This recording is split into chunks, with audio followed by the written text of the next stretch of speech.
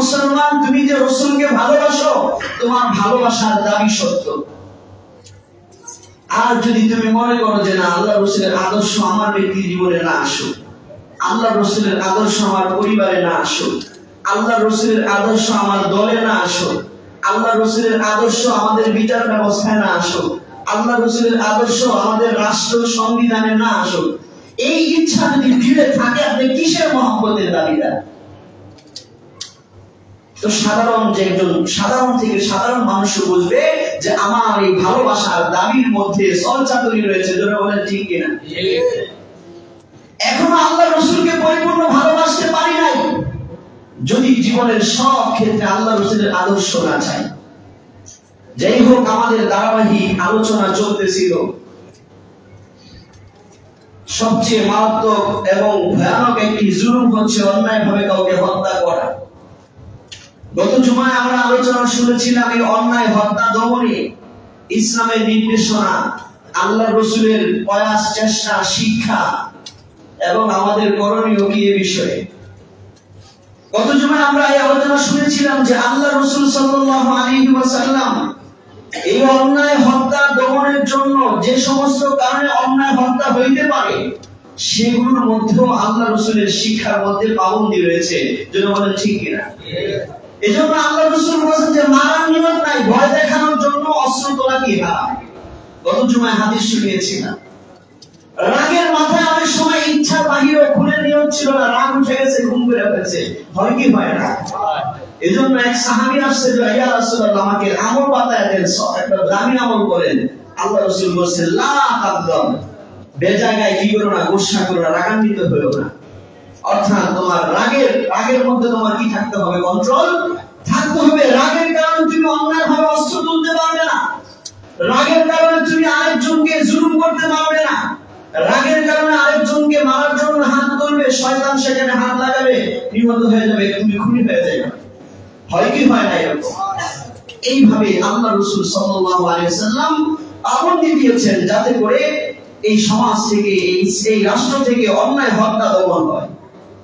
এটা ছিল আল্লাহ রাসূল সাল্লাল্লাহু আলাইহি ওয়াসাল্লামের শিক্ষার অন্যতম একটি অধ্যায়। এইজন্য অন্য হাদিসে আল্লাহ রাসূল এইভাবে ভয়ানক করে বলছেন। বুখারী এবং মুসলিম হাদিসে এসেছে, আল্লাহ রাসূল বলেছেন মান হামালা আলাইনা সিলাহা ফালাইসা মিন্না। আল্লাহ রাসূল বলেন, ভাই আপনাদের কথাই শুনবো নাকি আমার কথা শুনবে মানুষ? বলেন। পরিবেশ নষ্ট করে না মসজিদে, মনোযোগ দিয়ে আলোচনা শোনার পরিবেশ করতে হবে।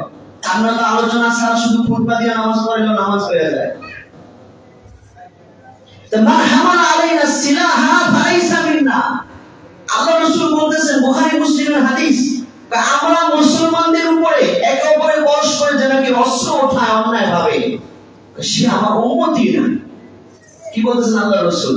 সে আমার উম্মতি না। আপনি রাসূলের ভালোবাসার দাবিদার। বারো রবিউল আউয়াল আসলে আপনার ভালোবাসা অন্যায় পড়ে, এটা ভালো, আমি নিন্দা করতেছি না, কিন্তু আপনি আমার দলীয় কুণ্ডলে অস্ত্র নিয়ে বের হন, আছে না নাই? আপনি আবার ব্যবসায়ী কুণ্ডলে অস্ত্র নিয়ে বের হন, আছে না নাই? আপনিও জমি জমা নিয়ে কুণ্ডলে আপন মায়ের পেটের ভাই আরেক ভাইকে মারার জন্য অস্ত্র বের করে, আছে না নাই?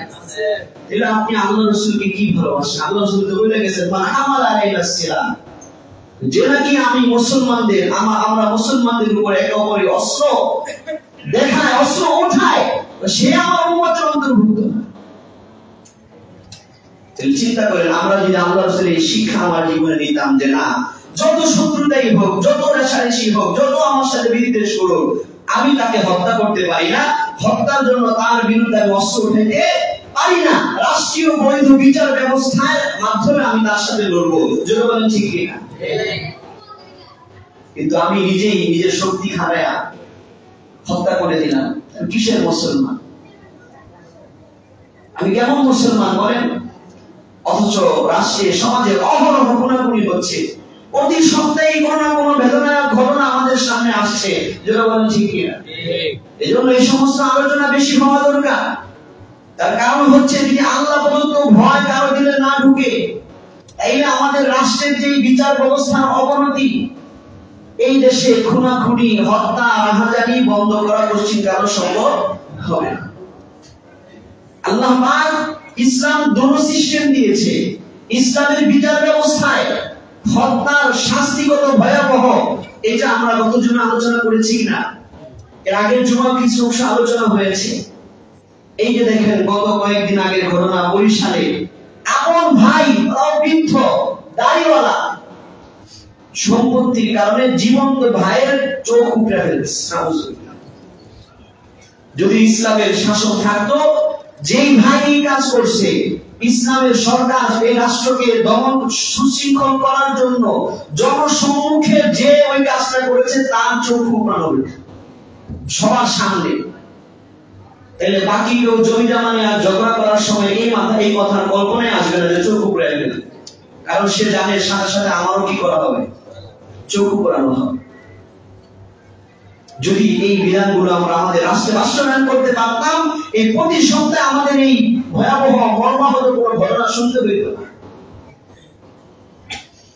এই জন্য মনে রাখবেন, আল্লাহ রাসূল সাল্লাল্লাহু আলাইহি ওয়াসাল্লাম উম্মতকে আখিরাতের ভয় দেখাইছেন। দুটো ধরনের ব্যবস্থা, রাষ্ট্রীয় বিচার ব্যবস্থা অত্যন্ত কঠোর, আবার পরকালে যে ভয়ানক কি শাস্তি হবে, এই শিক্ষা দীক্ষা এই দুটো দিকের মাধ্যমে আল্লাহ রাসূল এই পৃথিবী থেকে অন্যায় হত্যা দমন করেছেন। বলেন সুবহানাল্লাহ।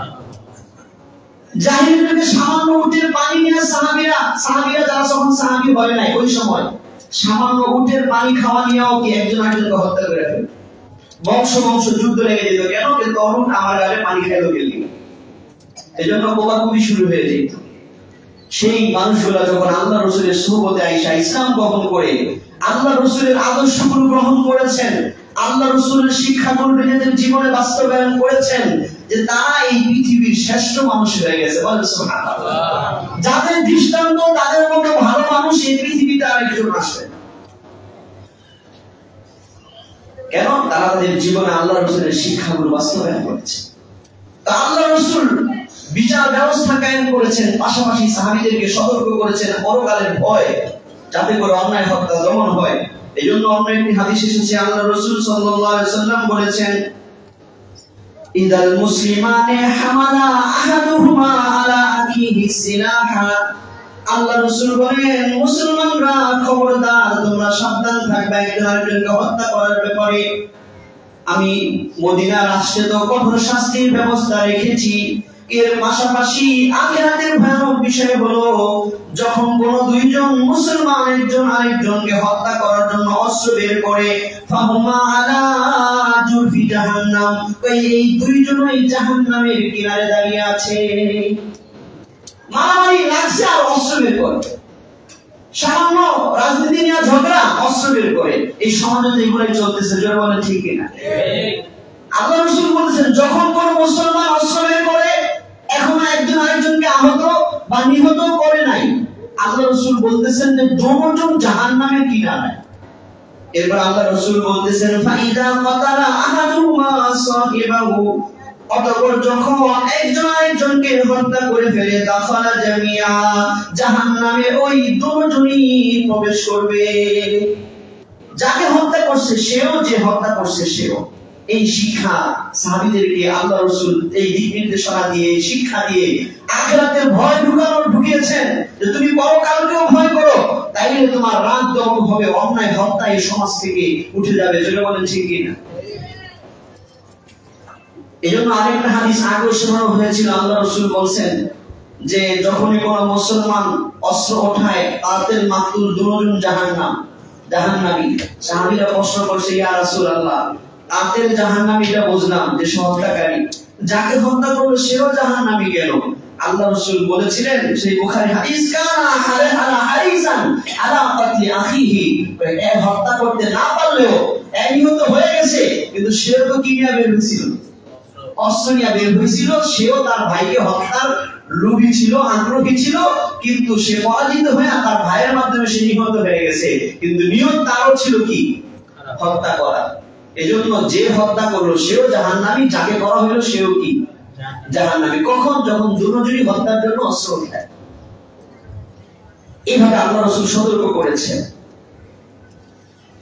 অনেক সময় ভুলে হত্যা হয়ে যায়, তাই কি যায় না? ভুলে অস্ত্র লেগে যায়, হয় কি হয় না? যেন অসতর্কতা বশত কেউ নিহত না হয়ে যায়। এজন্য আল্লাহ রাসূল আদর্শ, আল্লাহ রাসূল শিক্ষা দিয়েছেন, হাদিস শরীফের মধ্যে এসেছে। আল্লাহ রাসূল বলতেছেন, সহিহ বুখারী মুসলিমের হাদিস, ইদা মাররা আহাদুকুম ফি মাসজিদিনা আও ফি সুকিনা ওয়া মাআহু নাবলুন, যেহেতু আগের জমানায় রাষ্ট্রীয় ব্যবস্থাপনা ওই রকম ভাবে হয়ে ওঠে নাই, আস্তে আস্তে রাষ্ট্রীয় ব্যবস্থাপনা সুন্দর হয়েছে। তৎকালীন জমানায় রাস্তাঘাটে ডাকাত এবং চোর বাটপার ছিনতাইকারী ইত্যাদির কারণে সাধারণ মানুষরাও তাদের সাথে অস্ত্র রাখতো। কি রাখতো? সবার কাছে অস্ত্র, ছুরি, তীর, ঢাল, তলোয়ার, এগুলো সবার সাথে কি থাকতো। রাষ্ট্রীয় ভাবে তখন নিষিদ্ধ হয় নাই, ওইরকম সুশৃঙ্খল রাষ্ট্র যখন হয় প্রত্যেকেই তার নিজের আত্মরক্ষার জন্য সাথে রাখতে, অবৈধ জিনিস ছিল না। কিন্তু আল্লাহ রাসূল শিক্ষা দিয়েছেন আয়েশা, যে ইদা মাররা আহাদুকুম ফি মাসজিদিনা আও ফি সুকিনা, শোনো তোমাদের কেউ যখন আমাদের মসজিদে আসে অথবা আমাদের বাজারে আসে, অমাহু নাবলুন, ওই অবস্থায় যদি তার সাথে তীরের কি থাকে, ঝুলি থাকে, পিছনে তীরের ঝুলি থাকতো না, তার সাথে তীরের ঝুলি থাকে, বা ইউসিক আলা নিসানিহা, সে যেন ওই তীরের যে অগ্রভাগ ধারালো ভাগ সেটা যেন ধরে রাখে। সেজন্য কি করে রাখে? ধরে রাখে। কেন? আওয়ালা ফালিয়াকবিস বিকাম্মিহি, অথবা বলেছেন সে যেন তার ওই ঝুলির ডাকনা রেখে রাখে, আন তুসিবা আহাদা মিনাল মুসলিমিন, কেন? যাতে করে ভুলেও আরেক মুসলমান এটা দ্বারা কি না হয়, আহত না। নামাজে তরবারি নিয়ে আসে, যদি এটাকে সতর্কতার সাথে না রাখে একজনের গায়ে লেগে গেল, হবে কি হবে না? যেমন আমরা কুরবানির সময় অস্ত্র বের করি, আল্লাহ রাসূলের এই শিক্ষা আমাদের জন্য। কুরবানির সময় কুরবানি পশু জবাই করার জন্য অস্ত্র বের করি, কিন্তু ওই অস্ত্রগুলো খুব সাবধানে রাখতে হবে, খুব সাবধানে ধরতে হবে, এমন যেন না হয় আমি জবাই করতে যাওয়ার সময় যিনি দম দলে তার হাত কেটে গেল। হতে পারে কি পারে না? অথবা আশেপাশে বহু মানুষ থাকে, আমি অসতর্ক থাকার কারণে কারো গায়ে লেগে গেল, বেঁচে গেল। এজন্য আল্লাহ রাসূলের শিক্ষা যে জনমানব বিশিষ্ট জায়গায়, যেহেতু বাজারে মানুষ বেশি থাকে, মসজিদে মানুষ বেশি থাকে, এই জন্য আল্লাহ রাসূল এই দুইটার কথা বলছেন। উদ্দেশ্য, যেখানে আশেপাশে অনেক মানুষ থাকে ওই জায়গায় তোমার কাছে বৈধ অস্ত্র থাকলেও এটা কি রাখো, সাবধানে রাখো, যেন করে ভুলেও তোমার অস্ত্র আরেকজনের গায়ে না লাগে। তাহলে ভুলেও না লাগার জন্য আল্লাহ রাসূল শিক্ষা দিতেছেন। তাহলে সেই আল্লাহ রাসূলের শিক্ষা যারা নিজের বুকে ধারণ করবে, তারা কি অন্যায়ভাবে আরেকজনের জন্য অস্ত্র ধরতে পারবে? বলেন। আমরা যখন এই সমস্ত হাদিস আলোচনা শোনাই, তখন কিছু মানুষের জেহেনে চলে আসে, তাহলে ইসলামে জিহাদ কই থেকে আসলো? ইসলামে জিহাদ কই থেকে আসলো? মনে রাখবেন, ইসলামে জিহাদের ব্যবস্থা দেওয়া হয়েছে জালেম এবং অহংকারীদেরকে দমন করার জন্য, এবং যারা সত্য ধর্ম ইসলামের পক্ষে বাধা হয়ে দাঁড়ায় এবং যারা ইসলাম প্রচারে বাধা হয়ে দাঁড়ায় তাদেরকে দমন করার জন্য।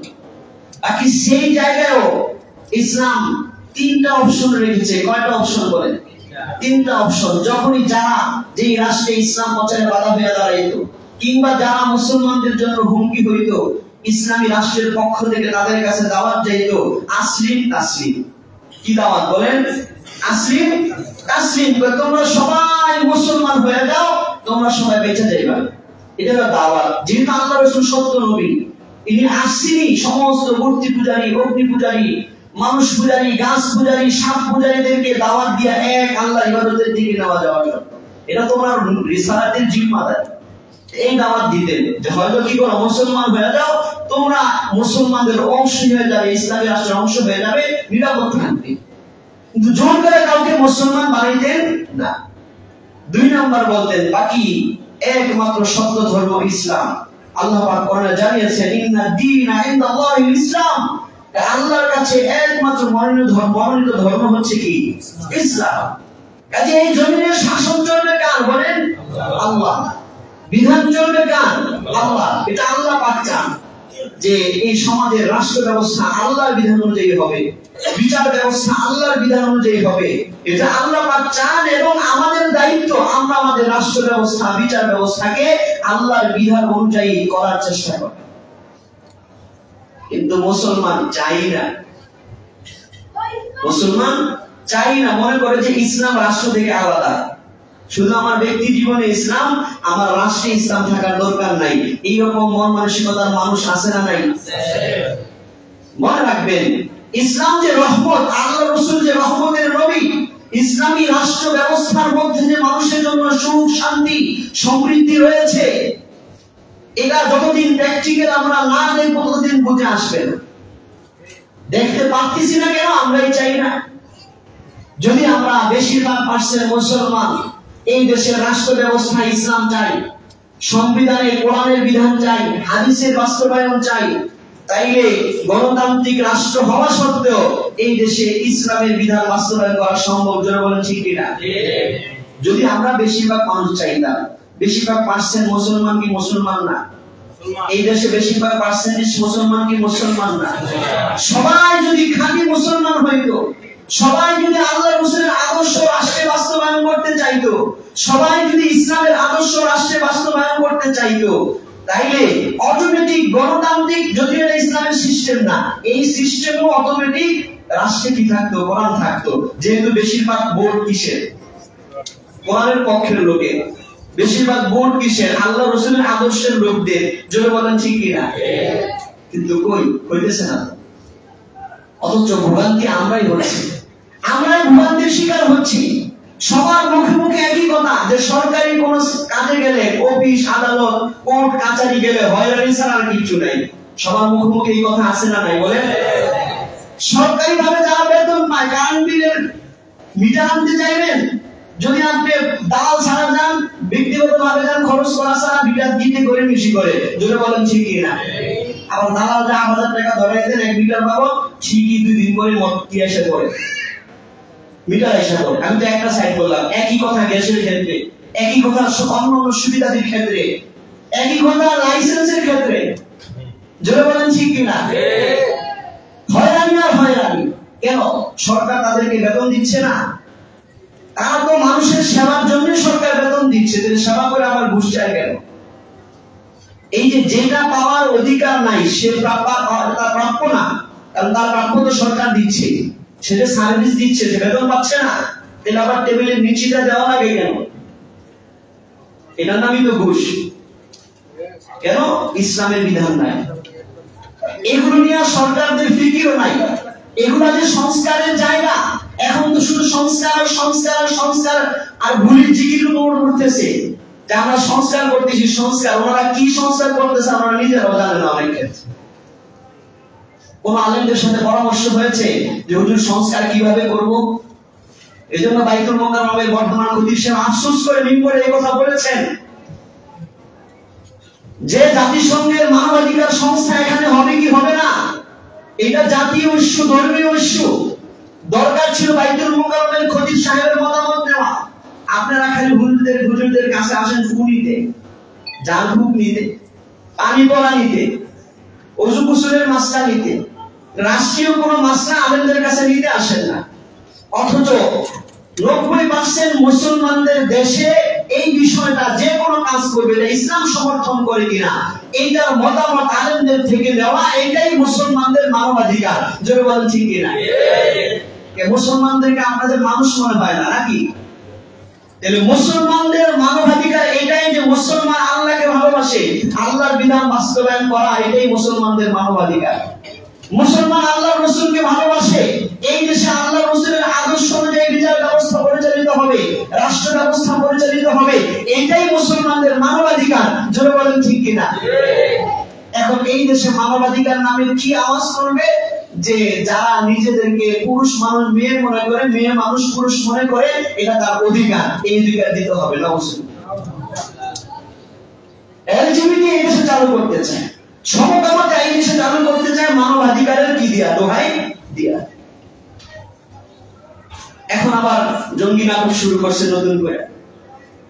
আল্লাহ পাক আমাদেরকে বোঝার তৌফিক দান করেন। আমরা শুধু আপনাদেরকে বলতে পারবো, করণীয় সব আপনাদের। জোরে বলেন ঠিক কিনা? হাসরের ময়দানে আল্লাহর কাছে বলতে পারবো যে আল্লাহ, একটা মিম্বর আপনি দিয়েছিলেন আপনার কোরআনের শাসনের কথা, আপনার কোরআনের বিচার ব্যবস্থার কথা, আপনার রাসূলের আদর্শের রাষ্ট্রের কথা আমরা বলেছি।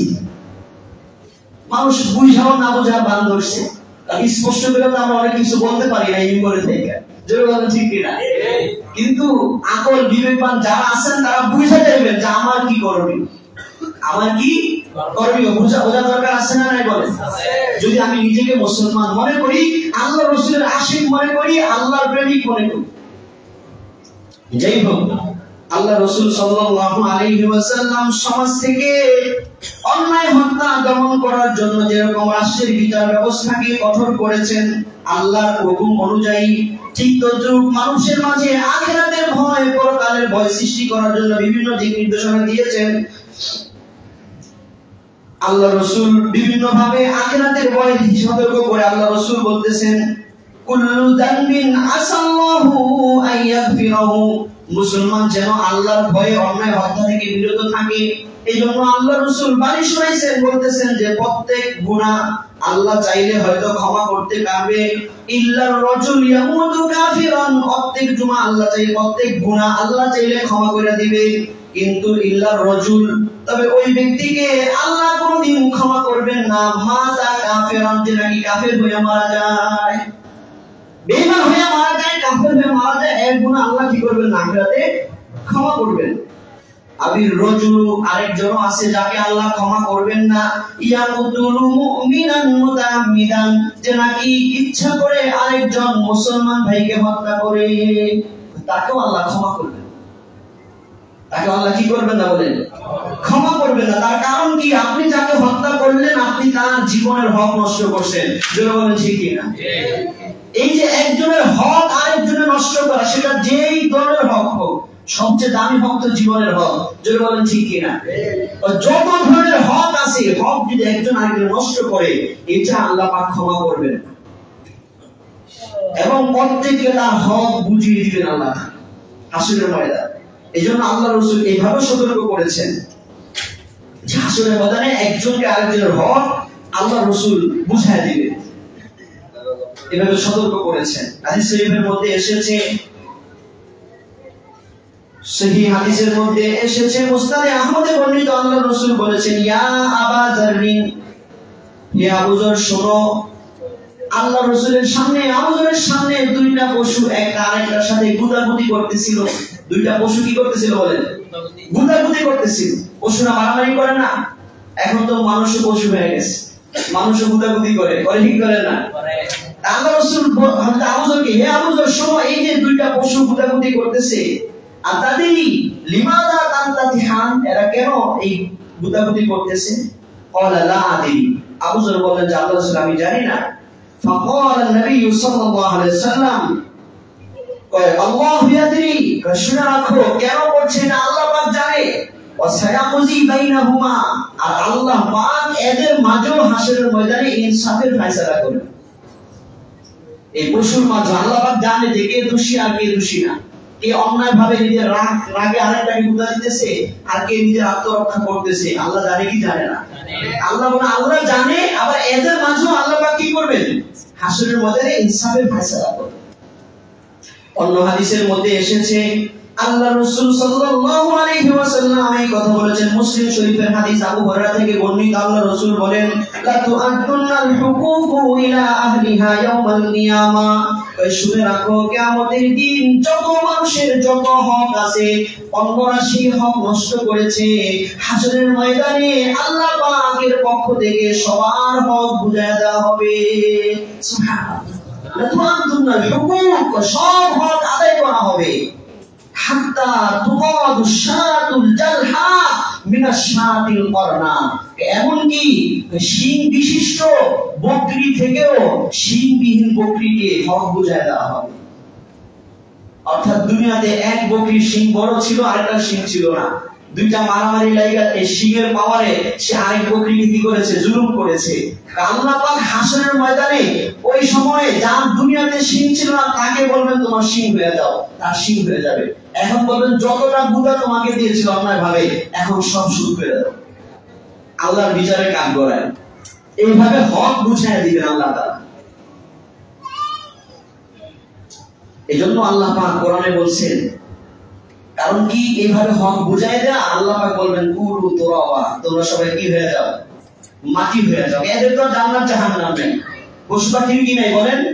জান্নাত জাহান্নাম নেই। বিশেষ কিছু পশু পাখিকে আল্লাহ পাক জান্নাতে দিবেন, এটা ভিন্ন আলোচনা, কিন্তু স্বাভাবিক নিয়ম হচ্ছে পশু পাখির কি নাই? জান্নাত জাহান্নাম নাই। কিন্তু এদেরও একজন আরেকজনের উপর জুলুম করে থাকলে, অন্যায়ভাবে আঘাত করে থাকলে আল্লাহ রাসূল উম্মতকে শিক্ষা দিয়েছেন যে এদেরও হক আদায় করা হবে। তাহলে এক মানুষ যদি আরেক মানুষের হক নষ্ট করে, তার হক কি আদায় করা হবে না? আল্লাহ পাক সূরা নাবার মধ্যে বলছেন, ইন্না আনজারনাকুম আযাবান করিবা, শুনে রাখো আমি তোমাদেরকে অতি নিকটে পরকালের এক মহা আযাবের ভয় দিতেছি। ইয়াউমা ইয়ানজুরুল মারউ মা কদ্দামাত ইয়াদা, হাসরের সেই বিচারের কাঠগড়াটা এরকম যেদিন প্রত্যেক মানুষ তার আমলনামা সে হাতে যা কামাই করেছে এই আমলনামা সে দেখবে। ওয়ায়াকুলুল কাফির, সেদিন কাফিররা বলতে থাকবে ইয়া লাইতানি কুনতু তুরাবা, আয় আফসোস আজকে যদি আমিও পশু পাখির মতো মাটি হয়ে যাইতাম। যারা গুনাহগার আমলনামায় যখন গুনাহ দেখবে সে আফসোস করবে যে আমার গুনাহের কারণে তো আমার জন্য সামনে কি জাহান্নাম। আল্লাহ যদি আমাকে ওই পশু পাখির মতো যেরকম একজনের হক আরেকজনকে বোঝায় দিয়ে সবাইকে মাটি বানাই দিচ্ছে, আল্লাহ যদি আমারও মাটি বানাই দিত তাহলে জাহান্নামের আযাব থেকে বাঁচতে পারতাম। কিন্তু এটা কি সম্ভব? আল্লাহ পাক বলেন ওয়ালাকাদ দাআনা লিজাহান্নামা কাসীরাম মিনাল জিন্নি ওয়াল ইনস, কিছু কিছু মানুষ আর কিছু কিছু জিনের জন্য আমি জাহান্নাম তৈরি করছি। কাজে এক মানুষ যদি আরেক মানুষের হক নষ্ট করে, হক বুঝাই দেওয়ার পরও তার ঠিকানা কই জাহান্নাম। যার হক নষ্ট হয়েছে আল্লাহ তার হক বুঝাই দেবে, আর তারে বলুন তুমি অপরাধী এখন কই যাও জাহান্নামে। তাহলে আমরা যদি ইসলামের এই শিক্ষাগুলো আমাদের জীবনে বাস্তবায়ন করি, আল্লাহ রাসূলের এই শিক্ষাগুলো, তাইলে আমাদের সমাজ থেকে অন্যায় হত্যা দমন হবে, অন্যায় জুলুম দমন হবে। যেটা বলেন ঠিক কিনা? তাইলে আমাদের রবিউল আউয়াল মাসে আল্লাহ রাসূলের আদর্শ নিয়ে আলোচনা করা সফল হবে যদি আমরা আমাদের জীবনে বাস্তবায়ন করতে পারি। ইসলামে অন্যায় হত্যা দমনের আরো একাধিক আল্লাহ রাসূলের শিক্ষা দীক্ষা ছিল। আরেকটা শিক্ষা আল্লাহ রাসূল বলছেন যে কিয়ামতের দিন সর্বপ্রথম আউয়ালু মা ইমা, এটা বলে শেষ করে দিব। আল্লাহ রাসূল উম্মতকে সতর্ক করতেছেন উম্মত যেন অন্যায় হত্যা না করে। আল্লাহ রাসূল বলতেছেন আউয়ালু মা ইউকযা বাইনান নাস ইয়াউমাল কিয়ামাতি বিল-ইমা, ও আমার উম্মতেরা শোনো, কিয়ামতের দিন যত অপরাধ আছে, যত কবিরা গুনাহ আছে, যত জুলুম অত্যাচার আছে, সমস্ত গুনাহের মাঝে সর্বপ্রথম আল্লাহ পাক যে বিচার কায়েম করবেন, ওই বিচার হচ্ছে যেটা নাকি একজনকে হত্যা করেছে, রক্ত একজন আগে রক্ত ঝরাইছে, হত্যা করছে, এইটার বিচার আল্লাহ পাক কিয়ামতের দিন সর্বপ্রথম কায়েম করবেন।